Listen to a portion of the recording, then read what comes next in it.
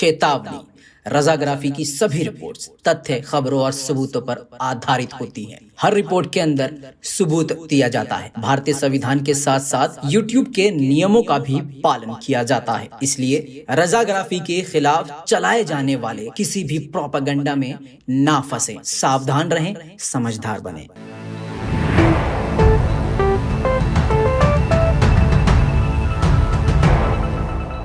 सलाम, नमस्ते, सत श्री अकाल। मैं हूं रजा और आप देख रहे हैं रजाग्राफी। एक इंसान का चेहरा आप अच्छे से पहचानते होंगे जिसने आज कुछ सालों में नहीं, अभी कुछ दिनों में ही इतना ज्यादा नफरत फैला दिया है।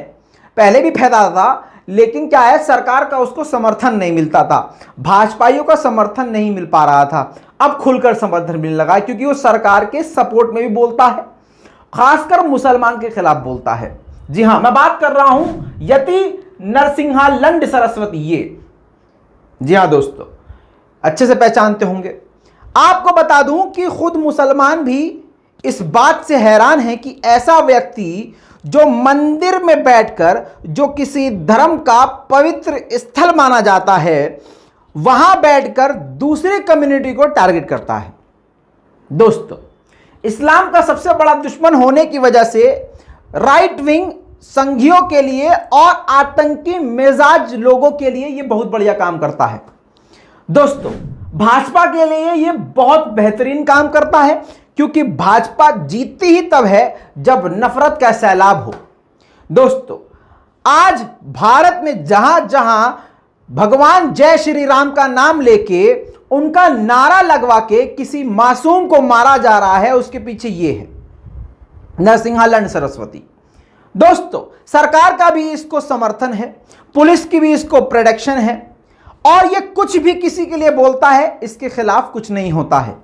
इवन कपिल मिश्रा जैसे लोग इसके लिए चंदा इकट्ठा करते हैं। जी हां दोस्तों, आपको यह बता दूं कि आपका मॉब लिंचिंग किया जाएगा, मारा जाएगा, जो अभी चल रहा है। कोई मैं अपने मन की बात नहीं कर रहा हूं। आपको मारा जाएगा, आपकी बेटी के साथ बलात्कार किया जाएगा, आप मुसलमान हैं इसलिए हैं। फिर उसके बाद अगर गलती से एफआईआर हो भी गई प्रेशर बनके, तो अब जब इनके लोगों की जब गिरफ्तारी होगी, तो इन्हीं के लोगों को बचाने के लिए एक ऐसी नकली भीड़ भगवान के नाम पे, धर्म के नाम पे थाने को घेर के जय श्री राम, जय श्री राम, मतलब अपने ही धर्म को बदनाम करते हुए, पाक पवित्र नाम को बदनाम करते हुए, ये लोग भगवान श्री राम का इस्तेमाल करते हुए, अपने धर्म का इस्तेमाल करते हुए, एक गलत इंसान को, बलात्कारी को, कातिल को बचाने के लिए ऐसे मतलब अपने ही भगवान का इस्तेमाल करते हैं। हजारों की भीड़ में इकट्ठा हो जाते हैं और पैसा इकट्ठा करके उस कातिल को, बलात्कारी को बचाने की कोशिश करते हैं। मतलब एकदम अंधेर नगरी चौपट राजा वाली बात। चौपट तो है ही राजा, तभी तो ये सब हो रहा है। किसी अगर शहर में कहा जाता था कि अगर आम नागरिक परेशान है तो समझ जाओ बादशाह बड़ा कमीना है, घटिया है, बेगैरत है, जालिम है। समझदार को इशारा काफी है। ये यति नरसिंहा लंड सरस्वती, इसने पूरे देश का माहौल खराब कर दिया है।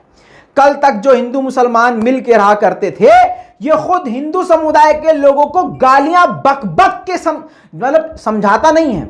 इसको अब दिखता है कि मैं इतनी नफरत फैला रहा हूं, अब तक तो मार काट हो जानी चाहिए थी, तबाही मचा देनी चाहिए थी, हिंदुओं को निकल के मुसलमानों को जिंदा नहीं रह देना चाहिए था। ये सारे वीडियो प्रूफ मेरे पास मौजूद है, अच्छे से दिखाएंगे, कोई बात नहीं है। लेकिन इस रिपोर्ट में जो आपको दिखाने वाला हूं, इस रिपोर्ट में हुआ सीन ऐसा है, एक बार बता दूं आपको कि ये यति नरसिंहा लंड सरस्वती इतना घटिया है कि ये खुद ही एक्सपोज हो गया है।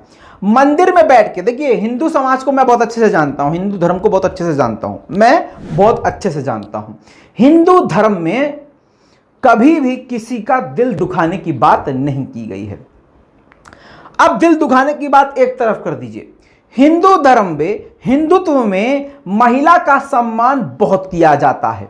महिला को देवी का रूप कहा जाता है, माई का रूप कहा जाता है, लक्ष्मी का रूप कहा जाता है। लेकिन इन अंधभक्त, गू खाने वाले अंधभक्त, यानी अंधभक्त हिंदू नहीं है, अंधभक्त वो जिनको नजर नहीं आता है कि ये लोग धर्म के नाम पे अधर्म फैला रहे हैं। समझ रहे हैं?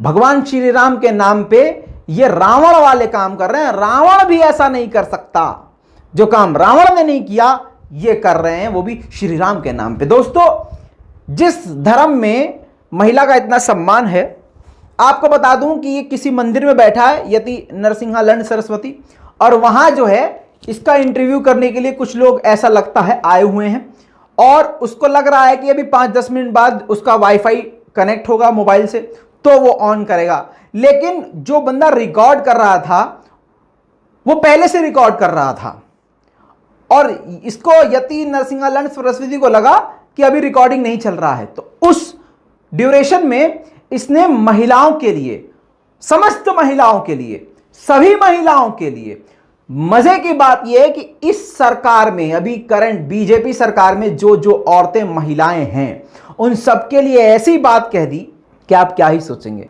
लेकिन मैं आपको बता दूं कि आज के वक्त, अब जो मैं आपको क्लिप दिखाने वाला हूं, इस बयान के बाद कोई भी वुमेन की बात करने वाली, महिलाओं के सम्मान की बात करने वाली, महिला आयोग और ये आयोग और वो, कोई सामने नहीं आएगा। क्यों?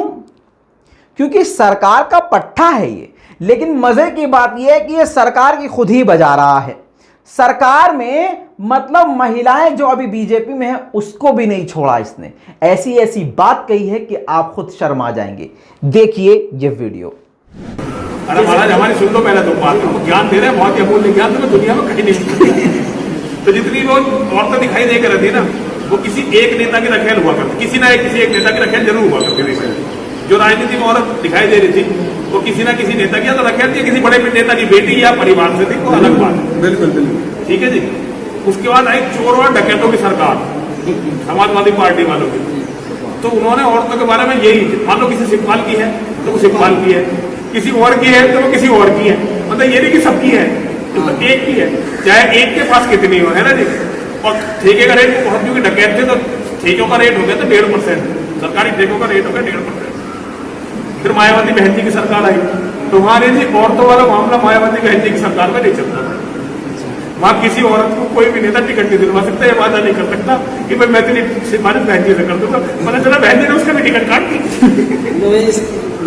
लुगाईवादी जो है मायावती की सरकार में और बातों में तो हो सकती है, राजनीति में नहीं हो सकती। ठीक है, मैं कर दूंगा। उसके बाद फिर आई बहुत ईमानदार और चरित्रवान लोगों की सरकार। अब सरकारी ठेकों का रेट हो गया 10% खुला रेट, और जितनी भी बीजेपी में महिलाएं दिखाई दे रही हैं, अगर एक नेता के पास गई तो जब तक दूसरे के पास नहीं जाएगी दूसरा उसका काम नहीं करेगा, तीसरे के पास, उसे तीसरे के पास जाकर फिर मतलब जा रहे। ये है अब ईमानदार और चरित्रवान लोग, ये है राजनीति, ये है देश यहाँ गया है।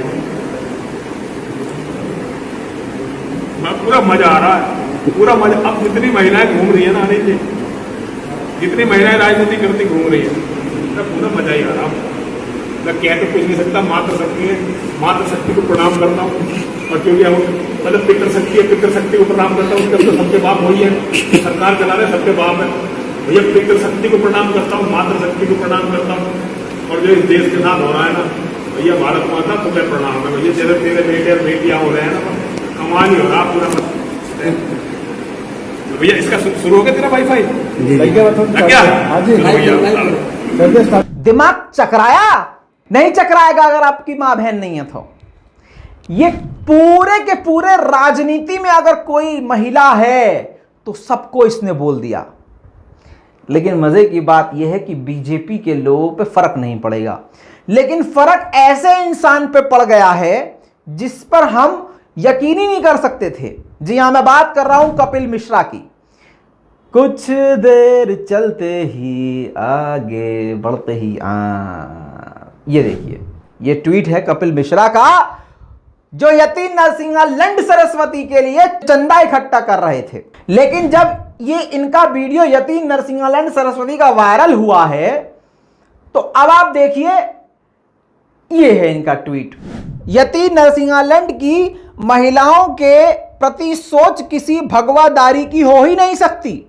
ये जिहादी सोच से बीमार कोई कुंठित आदमी है। इस आदमी को महिला आयोग और यूपी पुलिस द्वारा गिरफ्तार किया जाना चाहिए। यह मां जगदंबा के मंदिर में बैठने योग्य नहीं है। पहले तो इसके ट्वीट का मैं आपको बता दूं कि इसने यहां पर भी जिहादी वर्ड इस्तेमाल किया। पता चला जयोयती नरसिंहालन ये कह रहा था कि ये जिहाद, ये लव जिहाद, ये वो जिहाद, ये वो जिहाद, उसी पर जिहाद का इल्जाम लगा दिया। वाह वाह कपिल मिश्रा वाह। मतलब ये इतने घटिया हैं कपिल मिश्रा जैसे लोग कि अगर कोई घटिया से घटिया काम वो इंसान कर रहा है जो खुद मुसलमानों को गालियां दे रहा था तो फौरन उसको भी जिहादी कह देंगे। ये इनकी औकात है। लेकिन यह बात कपिल मिश्रा की बेहद सही है। पहली बार कपिल मिश्रा ने सही ढंग की बात बोली और इंसानियत दिखाई है कि यह मां जगदंबा के मंदिर में बैठने लायक आदमी नहीं है। मैं तो कहता हूं मुसलमान होने के बाद अबे मां जगदंबा छोड़ो, यह भगवा रंग पहनने का लायक नहीं है। मैं मुसलमान होने के नाते यह कह रहा हूं, यह किसी भी भगवान का नाम लेने के लायक नहीं है। भगवान शिव बिना पार्वती क्या है? और पार्वती कौन? महिला नहीं है। शेर के ऊपर बैठने वाली कौन है? भगवान है, भगवान है, देवी है। तो जिस हिंदू धर्म में इतना सम्मान दिया जा रहा है महिला को, तो यह हिंदू धर्म का पुजारी और जानकार होने के बावजूद महिलाओं के लिए इतनी घटिया सोच कि इससे नीचे कोई गिर नहीं सकता, और मजा ले के बात कर रहा है, एंटरटेन कर रहा है, जैसे कि क्लास में बिगड़े हुए स्कूल में बच्चे होते हैं घटिया, जो हर एक महीने बाद रेस्टिगेट कर दिए जाते हैं और कभी कहीं चरस गांजा स्मैक फूकते हुए पकड़े जाते हैं। वे लोग, वैसे बच्चे जो बात करते हैं बिना ज्ञानी, जो एक नंबर के घटिया होते हैं, ऐसी बात ये कर रहा है जो खुद को ज्ञानी बता रहा है। दोस्तों जेन्युइनली बोलूं तो हिंदू को समझना चाहिए। अब ये भी बात समझ में आ गई कि इसके मानने वाले लोगों की सोच कैसी है। हालांकि कपिल मिश्रा ने जिहादी वर्ड इस्तेमाल कर दिया है। ये ऑब्वियसली बीजेपी में है तो हर चीज मुसलमान के खिलाफ होगी, समझ रहे हैं। लेकिन यह भी कपिल मिश्रा को ही जोरदार झटका पड़ेगा, क्योंकि ये ऊपर थूका हुआ है, उसी के मुंह पे आएगा। क्यों? क्योंकि कल तक तुम इसके लिए 25-26 लाख का चंदा कर रहे थे, आज इसने तुम्हारे ऊपर है। बहरहाल कपिल मिश्रा की यह बात सही है कि यह किसी लायक नहीं है, इसको अरेस्ट करना चाहिए। मैं ये कहना चाहता हूं समस्त देशवासियों से कि आप जय श्री राम बोलिए, बुलवाइए, मतलब अभी जो कर रहे हैं आप करिए। अगर किसी से आप जय श्री राम बुलवा रहे हैं तो क्या वो दिल से बोल लेगा और आपके भगवान को खुशी हो जाएगी? नहीं होगी। दूसरी बड़ी बात आपको यह कहना चाहता हूं कि आपके धर्म को बदनाम करने वाले ऐसे ही लोग हैं। आप लोगों से निवेदन करना चाहूंगा कि अपने श्री राम, अपने किसी भी देवी देवता और भगवान का नाम राजनीति के लिए इस्तेमाल ना होने दें। यह एक मुसलमान की अपील है अपने तमाम हिंदू भाइयों से। आपको ये कैसे कह सकते हैं ये लोग कि हिंदू खतरे में है? अरे इतने से मुसलमान हैं और इतने हो आप, कैसे? किसी रिक्शे वाले को जबरदस्ती पकड़ के जय श्री राम बुलवाने से भगवान श्री राम का नाम ऊंचा हो जाएगा? आपको लगता है कि श्री राम का नाम खुदा ना खास्ता आपकी नजर में नीचा है कि अगर कोई कबाड़ी वाला, अगर कोई पंचर वाला, अगर कोई चूड़ी वाला जय श्री राम बोलेगा तो श्री राम आपको खुश होकर आशीर्वाद देंगे, बहुत बढ़िया काम किया है, जुग जुग जियो, तुम्हें तो मैं वरदान दे रहा हूं, मरोगे ही नहीं? ऐसा हो सकता है? नहीं। इससे आप अपने ही धर्म को बदनाम कर रहे हो। अगर मैं बात गलत कह रहा हूं ना तो ये मेरी बात, ये मेरा संदेश किसी भी जेन्युइन पंडित के पास लेके जाना और उनको दिखाना। खुद पंडित जी तुम्हें सही हिंदुत्व बताएंगे और जो मैं बोल रहा हूं वही बोलेंगे। इस रिपोर्ट को शेयर कीजिए। मैं हूं रजा और आप देख रहे हैं रजाग्राफी। जय हिंद।